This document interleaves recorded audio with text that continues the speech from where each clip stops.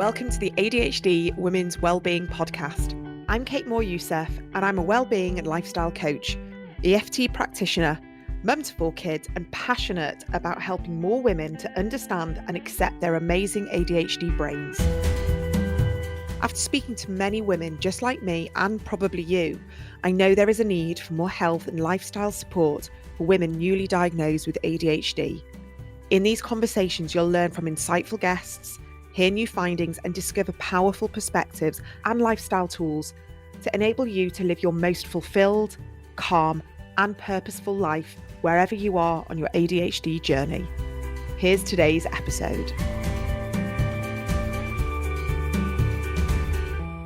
Hi everyone. So you may be wondering why I'm releasing a bonus episode today, but I felt it was really important to get out some more information following the Panorama programme, the BBC Panorama programme, Private ADHD Clinics Exposed, which went out on Tuesday night here in the UK. You may have seen a lot of backlash on social media, lots of journalists and newspapers writing about it. The actual programme was trying to investigate the process of being diagnosed with ADHD. But the problem was that the journalist in question went undercover to have these ADHD assessments.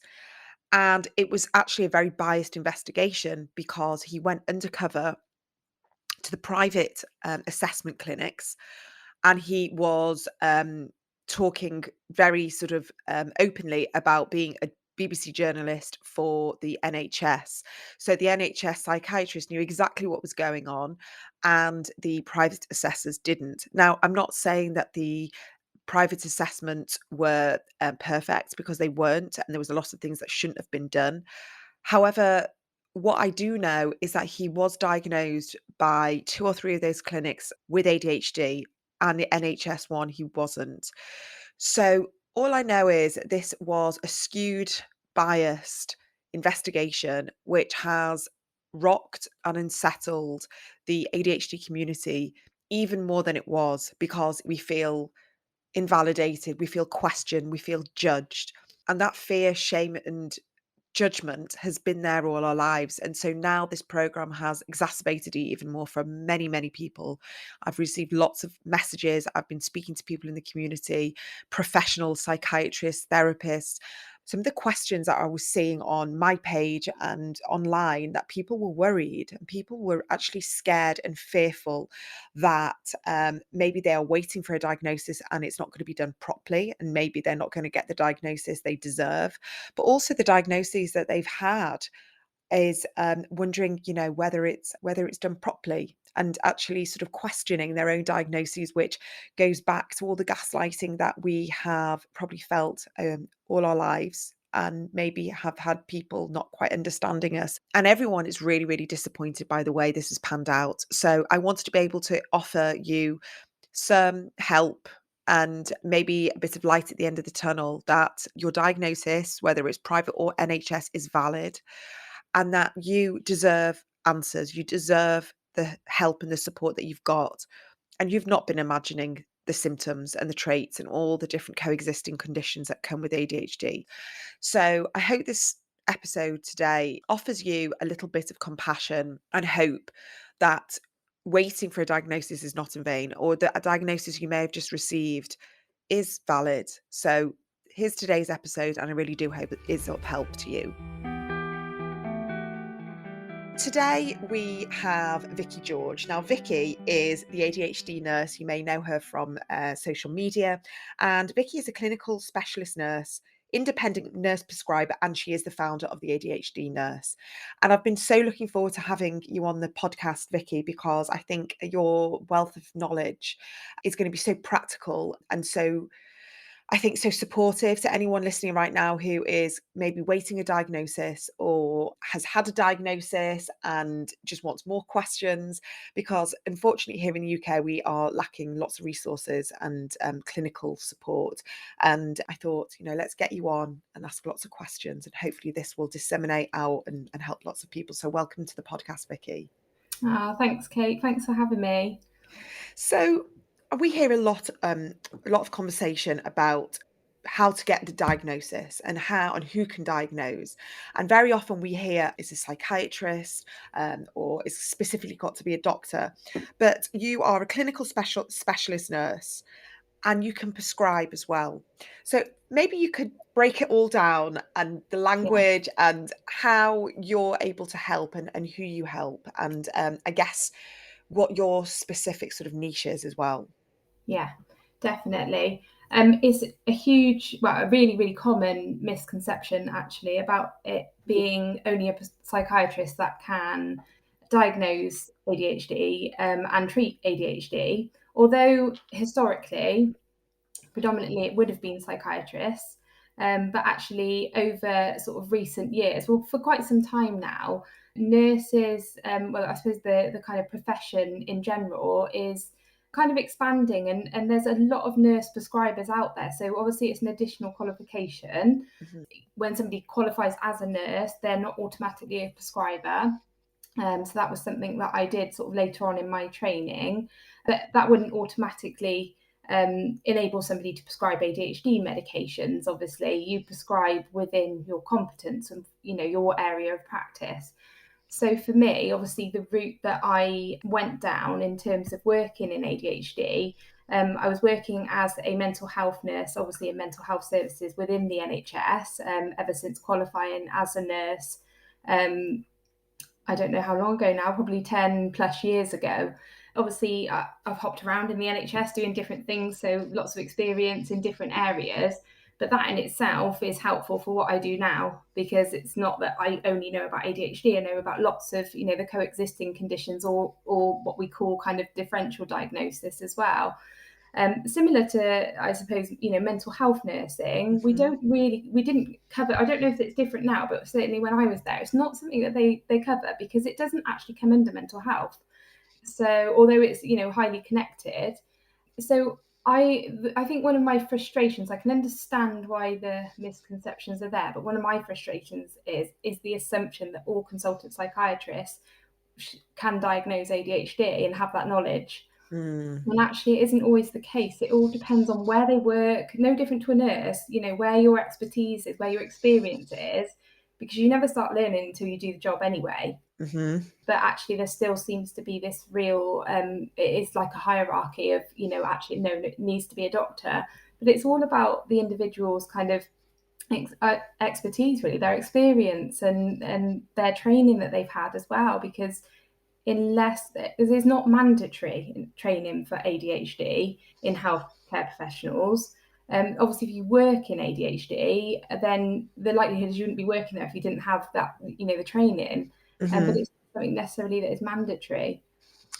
Okay, so I mean, we're talking off the back of that very unfortunate BBC Panorama program that aired this week, and we were just, discussing off air that we're both, feeling the ripples of it, and both of us on social media, lots of our clients, that we can't underestimate the damage that unfortunately that program has done. But I know there's a lot of confusion there as well. A lot of people who are waiting for NHS diagnoses, perhaps have been on a waiting list but have decided to go private.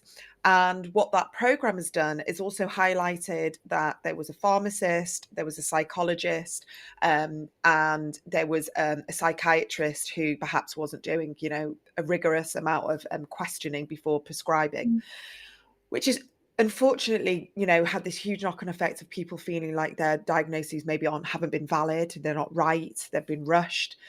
And we're hearing so many stories of actually maybe their NHS diagnoses not being as rigorous as they thought they should be. But also on the flip side, how incredible many, many, many private diagnoses have been. For mine, I was exhausted after mine. I think it was like a 2.5 hour, conversation interview. I had to provide emails, written work from different family members, from my husband. She asked me for school reports, all sorts of things. And I did not feel shortchanged. I just felt validated that I'd finally got this diagnosis.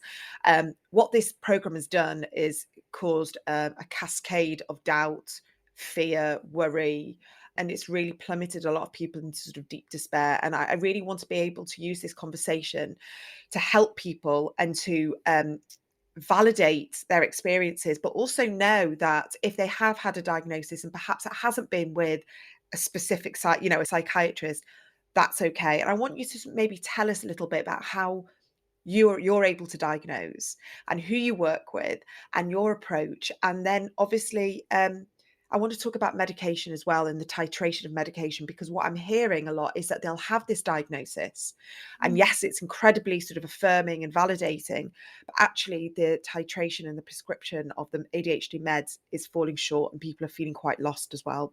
So I know that's just lots of information, but maybe you can just start with how you're able to diagnose and what your process is. Sure. So obviously, like I said, when I started working in the NHS ADHD service, there isn't any like recognised or like standard of training for ADHD. That's another issue, but there is. I would say the most recognised is UCAN, so the UK Adult ADHD Network. They offer training for professionals who are working with. So obviously, it's specifically around adults with ADHD. So I was put on that training program, which I was obviously really grateful for, and it was fantastic. And it's run by a lot of the leading experts, mostly consultant psychiatrists, but some psychologists as well. So that was great. But obviously, aside from that, it starts with a lot of shadowing as well, and just the same as you would in any normal job role. So following that training, I was able to start assessing, obviously under supervision for a while, and it's continued from there. Obviously, I do that with great confidence now. And in terms of training, that's an ongoing thing. It's just continuing professional development, which I'm always accessing training in lots of different areas, not solely ADHD, but everything in general. So in terms of what I do, obviously I work with adults. I say I work with adults since working in the private sector, I see 16 and upwards. And the reason I've done that rather than 18 and upwards like it is in the NHS is because there's gaps everywhere, we know, but there's a huge gap there from my experience in the NHS, because when somebody hits the age of 18, obviously they have to transition over into adult services, but there is no transition. So they literally just drop off that, off CAMS waiting list, and they then have to start again. They don't, start at the point they were at CAMS. So it doesn't make any sense. So there's a pocket of people that might get put on the waiting list when they're 16. They know they're going to be a 2-3 year wait in CAMS, but often they won't even accept the referral because by the time they actually get there, they would have been over 18. So it's bizarre. It just highlights the amount of broken systems there are. And that's why people are just, falling through these gaps. And just to hear that is, I just like incredulous that this is the situation. Yeah. And obviously it was really difficult for me, obviously being really compassionate and really caring about people and what I do, and I was the one who was having to triage those kind of referrals, or people come into us saying, can we go on the waiting list now, because by the time that they reach the top of the waiting list they will be 18 anyway, and having to say no. I didn't have the kind of power in my job role. I wasn't managing the service. I didn't have the power to change that. But that's part of my reason why I'm working privately now, because of all the frustrations it caused, and there was nothing I could do about it. So that's what I do now. So I say 16 and upwards because to begin with, it was very much just me plus kind of administration support. And my expertise is generally with adults, although, seeing younger people, that kind of adolescence age, I feel just as confident with, so that's fine. But I stick to what I know because that's where, I can deliver the best service, basically. A good thing to talk about actually would be I get referrals come in as self-referral. They don't have to go via GP, but I don't allow somebody to just book in. I look through that referral information, and it is quite a lengthy referral form, which some people have got frustrated with. Some have been happy to complete it, but obviously it's not ADHD friendly. I've tried to, as best as I can, do sort of multiple choice and things, but I think off the back of this BBC panorama, it kind of shows why we have to gather all of this information, because actually when we don't, that's when we can miss things.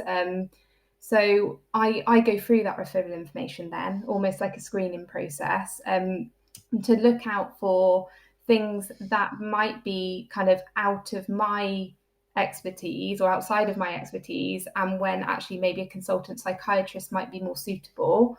And I suppose, for example, of those situations is when somebody has a really complex mental health history. And I'm not kind of thinking, obviously, I would say almost everybody that I see has some form of mental health difficulties. They've got undiagnosed ADHD, so it's Mm-hmm. inevitable. I would say it's things like if somebody is on lithium for bipolar, so we're talking kind of serious mental health problems, I wouldn't see those people. I would Okay. straight away suggest you need to see a consultant psychiatrist that can manage both conditions. Obviously, it's hard from a referral form to pick up on all of these things, and we don't know the outcome until we've done the assessment either. But I do try my hardest to kind of make sure I steer people in the right direction if they're not for me, Mm-hmm. because that's important. So, different professionals have got different skill sets. So I suppose it's kind of weighing that up. If somebody is looking for an assessment and they're wanting to go private, it's thinking about what it is they need, what else is going on as well, and who can provide, the kind of most appropriate service for that. Yeah, yeah. And I think, listen, there's going to be people listening here that haven't watched this program, but Yeah. what the program did highlight is that there's obviously a huge need, there's a lack of resources, and there's certain clinics taking advantage. But the way it was reported was very biased, and I would say, the way he posed himself as undercover in certain situations and then not, for the NHS was totally wrong. But I think essentially what people want to know is, okay, do I need to go to a GP? Can I self-refer? Um, how am I going to be able to get a diagnosis? Because again, what this program sort of said, or they were diagnosing everyone. But what they didn't talk about was the fact that you're not going to seek out an ADHD diagnosis unless you're pretty desperate. It's not going to be like, oh, let's, for fun, I'm bored one afternoon, let's try and get an ADHD diagnosis, unless you're a BBC reporter. But if you are that desperate for help and support, you will actively go and seek out an ADHD diagnosis, which is why most people get it, because you've sort of bypassed quite a few routes, avenues to get there. So someone comes to you and they are relatively run of the mill, yes, like you say, there's going to be sort of undiagnosed mental health issues such as maybe anxiety, OCD, depression, sleep issues, maybe there's some addiction or disordered eating. Are you happy to take people on that are able to, because it's not just, as we know, the ADHD is not just I can't focus, I can't tidy my room, I can't concentrate. That's sort of very surface level, but there's going to be lots of other things going on and beneath that. Are you still happy to diagnose in that situation? Yeah, absolutely. I think because of my background, like I said at the beginning, my background in mental health services, when I first started working in ADHD, put me at a massive advantage. And actually, I remember talking about that at my interview. And that's, kind of because my fear was, obviously, there was the typical imposter syndrome anyway, going to that interview. But they were really keen to have me on board because of that ability to be able to rule out other things or look at other things. Because if you can't do that, then in my opinion, you shouldn't be assessing for ADHD. Just like it's just as important to kind of rule it out as it is in. And although, yes, like you just touched on, the percentage of people that go on to have a diagnosis of ADHD is relatively high, and I think that's what alarms people. But it was no different in the NHS, Mm. and that's genuine. It was no different. I've really reflected on this recently, actually. But it's, yeah, obviously that side of things. Like, I wouldn't be able to do my job if I couldn't see people and feel confident in treating people that also Hmm. have coexisting conditions. Yeah.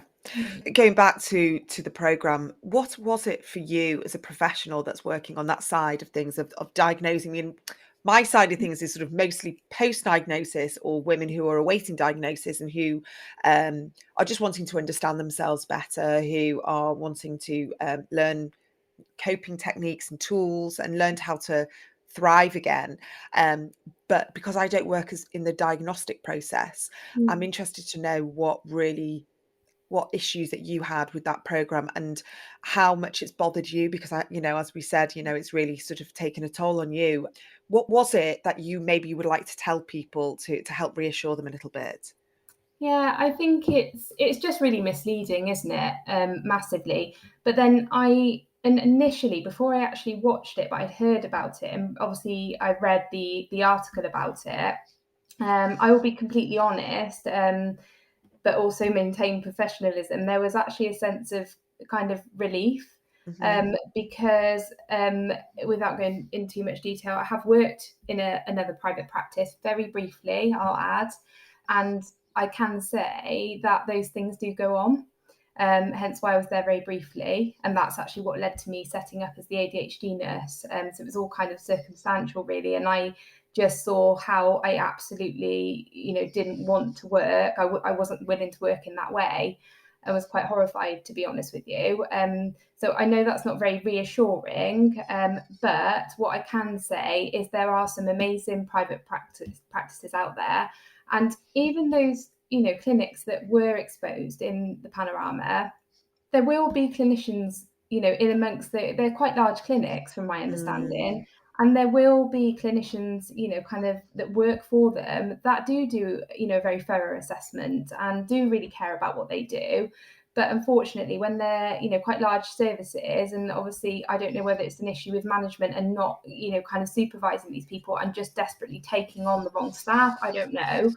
But it becomes, I've always said this, it becomes quantity over quality. Mm. And I know, there might be, well, maybe initially it was all kind of well and good trying to see as many people as possible, helping people.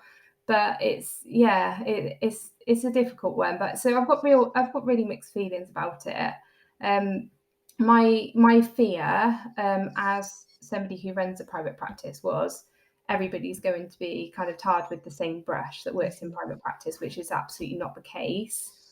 So that was obviously a worry, and I think it will just make so many people question their diagnosis, which they do anyway, without Yeah, that, and think that they've made it all definitely. up in their head. And Totally. yeah, because I had the Yeah, same I thing. hear that all the time. I have women that come to me and they say, "Well, I've had my diagnosis, but I Yeah, don't believe it." And I was like, "Well, why don't you believe it?" Because they think, yeah, "Well, maybe I'm just over dramatizing and over exaggerating. Maybe I kind of like went into too much yeah, detail about something. Maybe I was just having a bad day." And yeah, but if you think that's pretty much what we've done our whole lives, we've constantly said, "Oh, I just yeah, need to try this or just work harder or do things differently and then it'll be better, or I just need to do something. I just need to push more." And yeah, actually, when I honestly believe that a diagnosis is like a process that you have to go through, because there's so much mm, to kind of like unpack, and there's lots of layers and lots of conditioning and lots of things and stories and beliefs that we kind of have to rework. So it's not just this like black and white, here's your diagnosis, move on with life. And coming on to that, very often what happens is it is kind of like after the 2 or 3 hour assessment, they do say, well, I can tell you that you've been diagnosed with combined type, or hyperactivity, or ADHD with mm, hyperactivity.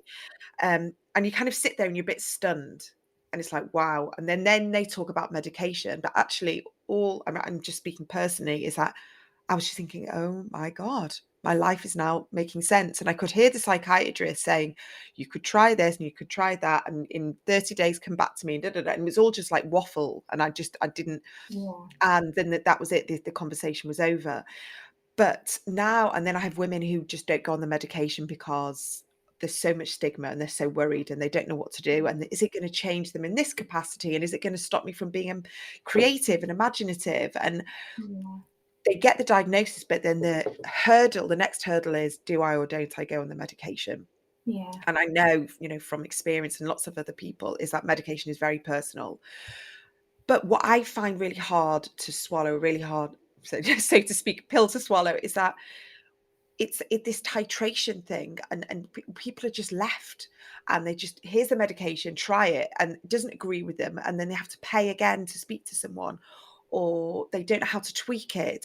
And why is this still not right? Like, why are we being left in the dark about medication? Why is there not enough support there, especially when the medication is probably just as big a taboo as the actual diagnosis? Yeah, it's massive, isn't it? And it's really difficult, obviously, for somebody that works kind of in that process and trying to find that right balance.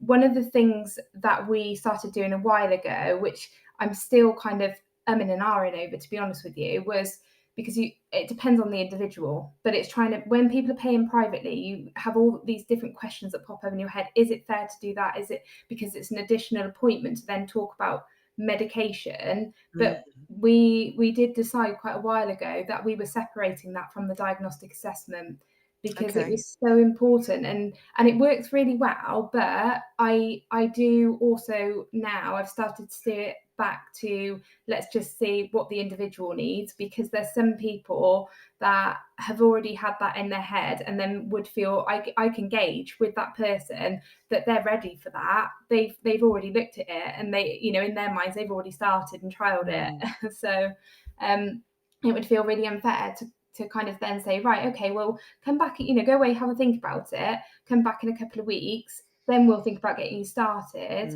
But then there's other people that I can tell by the end of the assessment that I'm like, there's absolutely no way that they're not going to absorb that information, and it's so important. And not just information of, right, here you go, this is what I'm going to prescribe you, but what is that medication even doing? Like, that's really important to me, like, to actually explain, rather than just, here you go, this is what it's called, take it.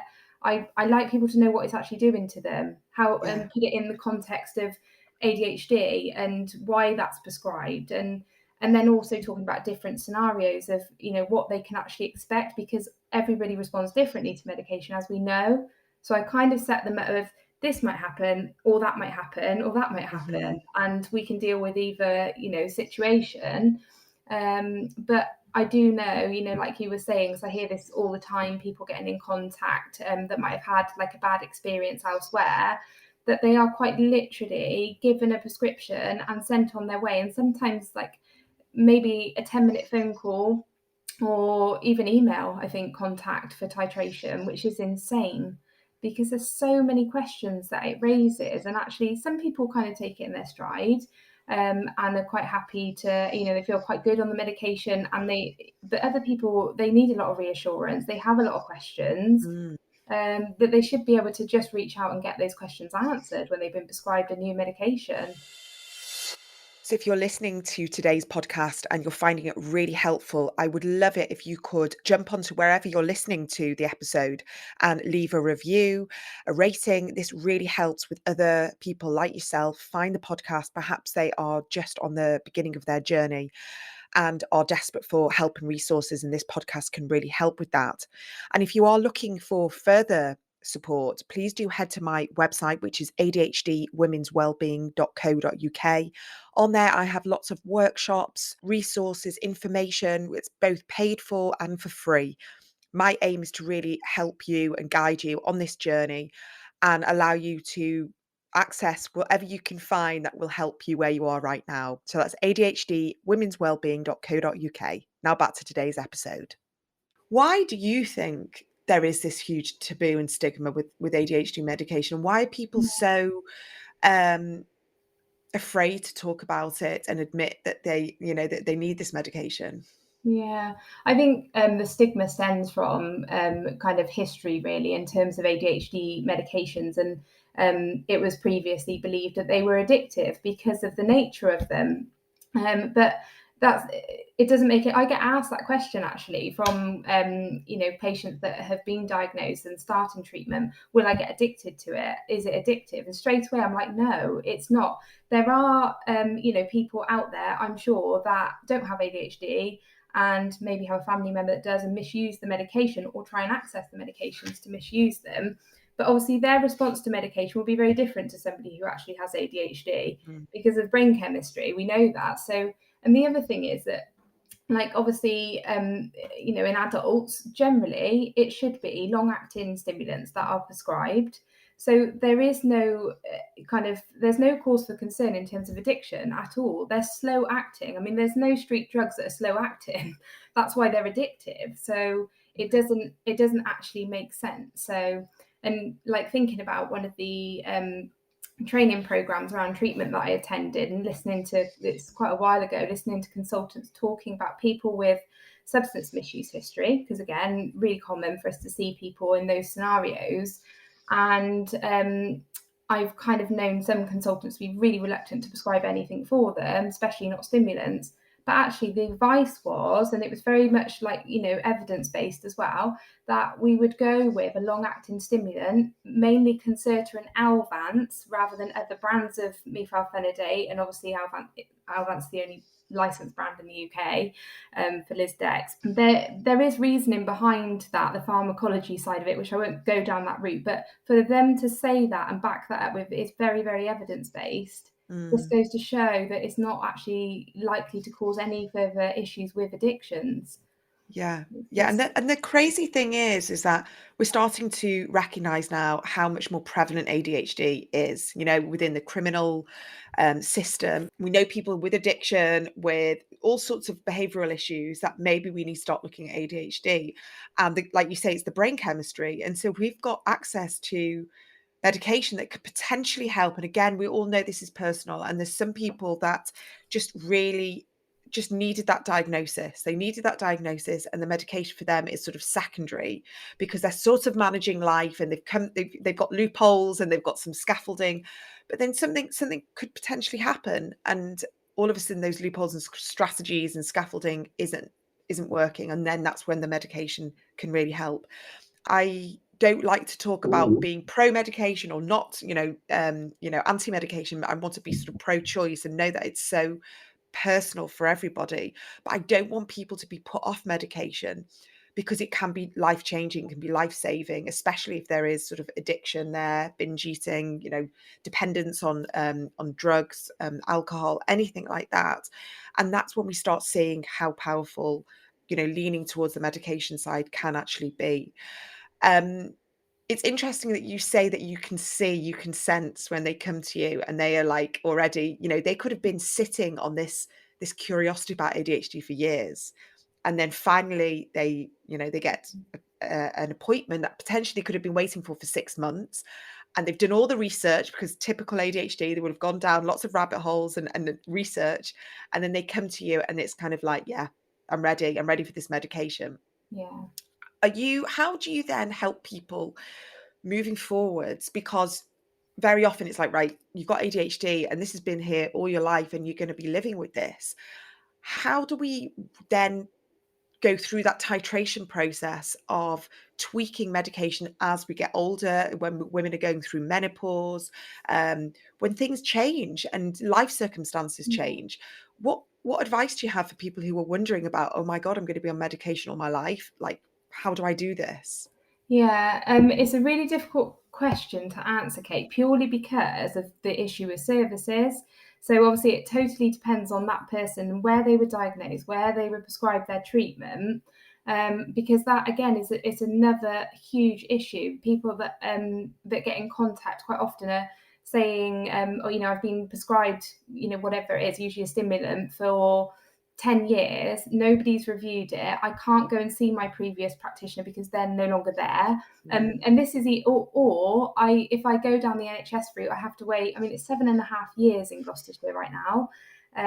So obviously when this is, kind of another subject really, but what I don't know if I don't want to go down a rabbit hole and start talking about something else, but no, I'm interested to know what you were going to say. Well, it's difficult because, again, it's quite a recent decision and nothing to do with the panorama. But going back about 2 weeks ago, I made the decision not to see people that have been diagnosed elsewhere, actually for issues that the panorama have kind of exposed, which is a real shame, because I'd already felt that way. And it isn't because every single person that comes through doesn't have a good quality assessment, but there have been some issues where I don't know enough about that person to make those prescribing decisions. When I see somebody for a full assessment, I know them because I have to literally go through absolutely everything, and I've spent that time to get to know them. And it feels, more natural and comfortable to do that. Even for them, to be honest with you, it's that continuity of care as well, isn't it? It is really difficult. It does raise issues, but then I also even since then, saying no, I still get those kind of inquiries and feel so guilty for these people because it's not their fault. It's not through any fault of their own. So it is tricky. So in terms of my processes that I've got in place, and actually this is all off the back of NICE guidelines as well. An annual review should take place when somebody is prescribed medications for ADHD. If somebody's gone down the NHS route, I can only speak for Gloucestershire because I know services varied across the country, but that annual review, the GP was responsible for, well, still is responsible for doing, which makes no sense because the GP, so they'll do blood pressure checks, that's it. It might just say you're still feeling okay, and that's it, but that's not a proper review. Mm. But the ADHD NHS service don't have the resources to do those reviews either. So people are literally left. I don't think those reviews even take place, to be honest with you. And just because it's the time and the resources, isn't it? The GPs as well. But I do have that process in place, and I did wonder how it would go. Obviously, when I first, so I've been going for a couple of years now. So obviously, I've been doing annual reviews from people that I saw when I first started out as the ADHD nurse. And people really value it, but then I do have people that kind of fall off the radar and are difficult to get hold of, which is going to happen. Obviously, it's the nature of the beast, isn't it? But I always encourage people to kind of reach out in the meantime. I'm there. I don't discharge them. They stay with me. Mm. Unless, they stop medication or they have, I don't know, some people were already on the NHS waiting list and they choose to stay on there. Because they want to be fully transferred over to NHS longer term. But generally, most people that I've diagnosed and started on treatment, they've been coming back to see me for that annual review and contact in between time. Yeah. So, I mean, is that what you'd call shared care then, with regards to moving the medication over to the GP? But then the problem is the GP Yeah, isn't as knowledgeable about this medication unless they've got a vested interest in yeah, learning more about ADHD and the yeah, medication. So it kind of feels like, yes, it's great. Through the NHS, you're able to get the medication, but are you yeah, getting the right, most up-to-date yeah. expertise through the GP? No, and I guess somebody went to their GP that was under shared care and asked to kind of review the medication and make any changes. I'd be very surprised. It's very rare for a GP to say, yeah, that's fine. We'll try something else. It just wouldn't happen. I mean, I'm sure on rare occasions it does happen when you've got a GP that's confident and has done some training. Maybe I don't know, but it's very very rare for that to happen. So obviously for me, I complete that review. I write to the GP to give them an update. And also at that point, so most people are continuing with what they were already prescribed and quite happy with that. So we don't make changes. But others where changes have been needed, when it's been small tweaks, I've actually been able to write to the GP and say, can you just increase the dose or add this? And they've been happy to because I've already got that shared care agreement in place. I'm making it sound like it's really straightforward because it's definitely not. Obviously, there are GPs that decline shared care as well. Mm. But I have found that was obviously, again, one of my biggest concerns when I set it up privately because there was already issues within the NHS with shared care and I had quite a thorough understanding of it. So I came up with my own kind of shared care guidelines protocol for me and GPs. And whether they accept that is up to them, but it's just so that they know what I'm asking them to do. And all I'm asking them to do is prescribe that medication once that person's stabilized. And I make it very clear to them that they don't have to take any other responsibility for that medication. And they can come to me and so can the patient if they have problems. And that's how it should be. It shouldn't be Mm. complicated. No. Um, Do it's you know what just, it is? I feel so much that as much good the GP as the GPs do, yeah, they're almost like the gatekeeper and that kind of yeah, power that they have. And so many yeah, people are so terrified of that initial conversation. Or what yeah. happens if they say no? What happens if they question me? What happens if I've got to start proving myself all over again? And then all that kind of worry and anxiety comes back as maybe I don't have ADHD. Maybe I'm making a big deal about nothing. And that doesn't help. The shame and the fear and this worry Mm, about judgment comes from so many uneducated, ignorant people anyway. We want to know that we're going to be supported by, a GP and medical professionals. And that's why it makes me so sad that this, with ADHD and women especially, that it definitely feels like we're on the back foot, that we're fighting for support, we're fighting to be heard. And as much as I hope this podcast helps, and speaking to you and all of that, what would you like to see? You have experience of working in NHS for years, you're now private practice. What would you, as a professional in the sector, love to see in an ideal world, sort of moving forwards with ADHD, diagnostics and titration and support? In an ideal world, I suppose, in terms of NHS, really, because that's where, I mean, there's issues everywhere, but even private services are overwhelmed because obviously people can't get seen in the NHS. So actually, there's that balance is kind of, it's changing, isn't it? So I think obviously some people opt to go private anyway. They don't want to go down the NHS route if they've got those resources, and that's their preference. But actually, I think it's become about firefighting everywhere now, sadly. But in terms of, I suppose, NHS services, again, I don't know about other counties massively, but I know in Gloucestershire the resources are just minimal, and I don't, and it's really obvious to me, and has been for a long time since I was working in the NHS, that it's all about money, isn't it, and where they put that money. If they were to invest money in services for ADHD, autism, then actually that would take a huge amount of pressure off the GPs to deal with the kind of day-to-day stuff that can be dealt with in a GP surgery. Because actually the phone calls that GP surgeries must get, in terms of ADHD, shared care, I feel guilty when I'm quite often saying, oh, you may need to contact the GP surgery, and the pressure that they're under. So I don't know, I just never can get my head around why it doesn't make sense to put the money there so they can employ more nurses to clear the backlog and have a multidisciplinary team. And I think it would even take the pressure off mental health services. I definitely know it would, like, massively. So it would just have a knock-on effect, positive effect everywhere. But Yeah. I don't know. It doesn't make sense why they're not doing that. Yeah, because to be able to access people like yourself, more people like with specialist interests, and able to be a prescriber, like you say, what we're hearing in the UK now is that pharmacists, in the next few months, are going to be able to be prescribing a lot of medication that GPs would normally prescribe, and to just take the pressure off. And so I guess the situation is, until more people are trained and there's more people training, we've almost got to wait for the influx of trained, professionals to come out, start relieving the load a little bit.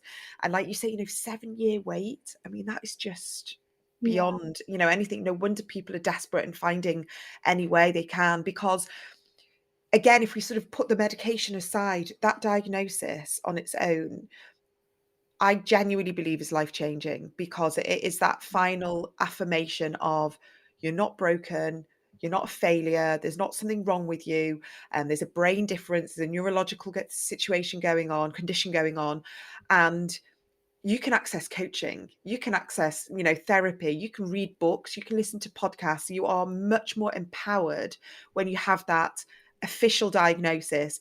And I have a lot of people who actually say to me, I'm probably got ADHD, but I'm not that bothered. But I would say most of the people would feel more confident kind of talking about it and being quite open about it and sharing their experience when they say, you know what, I've had the diagnosis, and now I understand why I work like I do, and live the way I do, and sleep the way I do, and eat the way I do, and take so much of that pressure from themselves. And that self-compassion alone is very, very powerful. So I hope this conversation has been helpful. I know we're sort of just being quite open about the bleakness of the situation, but it's also promising to hear, of your, situation, that it's okay. People can come to you, and people can get diagnoses from people like yourselves. So I hope that maybe anyone listening now and is thinking, what, I only have to see a psychiatrist, it kind of opens it up to people like yourself. So can you tell people how they can work with you, how they can contact you? Have you got a waiting list? At the moment, I think it is around about, we don't hold a waiting list, but where we're booking into, I think is the end of June. So it's approximately 6 to 7 weeks. What date are we on now? I think it's probably about 6 weeks at the moment, Okay. which is much better than 7.5 years. So, Mm. yeah. So in terms of how people usually get in contact, but even just taking a look at my website, because I think it's important to kind of get a feel of who you're seeing, what I do, what I offer, and making that decision rather than, I think, obviously I encourage people to get in touch through email, which is the email address is on the website. There's also a screening tool on the website that would ping me a notification if somebody wanted to complete that and they weren't sure. Sometimes it's just a good starting point. Mm. And what I don't like people to, because sometimes I get people that will get in contact and you can kind of hear in the tone of their voice, even in the email, that they're just not sure. They just want a bit more information. It's a big commitment when you go privately. So, and there's usually lots of questions, which I encourage people to ask. And there's no pressure from me at all. I usually suggest in scenarios like that, complete the referral form, because and we would send that out at that point. That's not available on the website. And once somebody has got in touch, because then I can have a look, it's almost screening that information then and going back to that person and saying, to me it sounds like it's worth it, or actually maybe you should try going down this route first, Mm. because quite often people just aren't sure. And obviously there's lots of conditions that can cause symptoms that can look like ADHD, like we know. And I think that's what causes the uncertainty for people sometimes. Do you Um, mind just, so I know we're about to yeah. close, but when you just say that, what's sort of a bit of a red flag for you that you think perhaps could be a confusion with ADHD? I think definitely one of the things that crops up quite often is age of onset. Because and just a random example, because it's a question I ask on the referral form, and it's a question that's difficult for people to answer as well, because especially when working with adults. But then sometimes I will have somebody that will say, over the last couple of years. And then I take into consideration like hormones, whether they're Mm. male or female, and is that in any correlation in terms of hormonal changes. It is difficult from the referral form though, but also when something is more episodic rather than consistent and only happening in certain situations, and it's all very mental health based rather than, I think it's hard to describe. I think when you're doing it day in day out and you've got that experience sort of looking over those things, you almost get a sense for it the minute you read it, Yeah, rather yeah, than very like there's no kind of one size fits all. I'm not one for kind of tick box criteria. yeah. It's going with my gut instinct a lot of the time and being open with people about that. I think that's really important as well, Yeah. because as we know, there's, a spectrum of how it shows up. It shows up so differently in different Yeah. people. It could be a lot, ADHD can show up so differently that I sometimes think, oh my goodness, how was this even like considered like one thing? I mean, I've said it before, but I do believe that maybe in the future, instead of it being ADHD and autism or both together, there's some form of like neurodivergent spectrum that we're able to relate to, because if we don't tick certain boxes, we kind of think, well, maybe I don't have it. And then what is it? And then we're just sort of left in the dark. But if we're then able to accept that there's neurodivergence going on, and we can access different support for things that sort of are really debilitating, that whether it's anxiety or whether it's sleep issues or addiction, like we say, but we can just see it sometimes in just like skin picking and nail biting and OCD and things like that. And so, yeah, I would hope to see some form of real acknowledgement of the spectrum and how it shows up differently. And again, with women as well, of where we're just about managing, and then perimenopause comes in and our estrogen levels start plummeting, and that's when things start really kind of like showing up. So yeah, it's very complex and multi-layered, and it's great to hear that you've got a real eye for that, because I think that's really important. Yeah, definitely. Well, Vicki, thank you so much for your time and for answering all the questions. Yeah, And thank you. I really do hope that this episode has been helpful. And I'm sure people will probably be in touch. I'm going to put all your details on the show notes. Thanks, Kate. It's been really lovely talking to you. It's been a long time coming, actually, since I started following you. So I really appreciate it. Oh, thank you, Vicki. Thank you so much for joining me on today's episode. I hope you found what you were looking for in this conversation and it's helped guide you towards some further self-healing, self-exploration, and most importantly, self-acceptance. And if you have enjoyed this conversation and would like to experience more of my work, such as access to exclusive live workshops and opportunities for group coaching sessions, connecting with other like-minded women, and a general feeling of belonging, please come and check out my monthly membership, the ADHD Women's Wellbeing Collective. I've made it as affordable as possible, and I offer you lots of resources and opportunities for connection and support from other women all around the world being diagnosed with ADHD later on in life. I'd absolutely love to see you there. All the details are in this episode's show notes or on my website, adhdwomenswellbeing.co.uk. See you in the next episode.